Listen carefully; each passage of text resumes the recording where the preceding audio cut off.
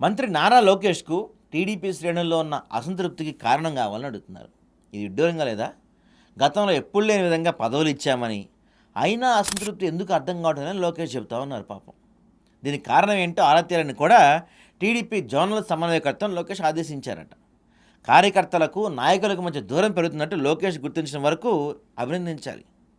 TDP కార్యకర్తే అధినేత అనేది కేవలం నినాదం వరకు మాత్రమే పరిమితమైంది. ఒకప్పుడు టీడీపీలో పరిస్థితులకి ఇప్పుడు చాలా తేడా ఉందండి. ఒకప్పుడు టీడీపీలో సామాన్యులకు పదవులు దక్కేవి. ఇప్పుడు డబ్బు ఉంటే తప్ప ఎవరికీ దక్కని పరిస్థితి. టీడీపీలో అప్పటికప్పుడు వచ్చిన వారికి కూడా టికెట్లు దక్కాయి. సంవత్సరాల తరబడి పార్టీకి సేవలు చేసిన వారిని పట్టించుకోలేదని వాస్తవం. టీడీపీలో పదవులు రావాలంటే డబ్బే కీలకమైన సంకేతాలను పంపడం వల్ల విజయవంతమయ్యారు.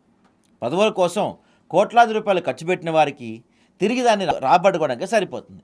ఈ నేపథ్యంలో కార్యకర్తలు సెకండ్ క్యాడర్ వాళ్ళు పైసా ఆదాయం కూడా లేదు.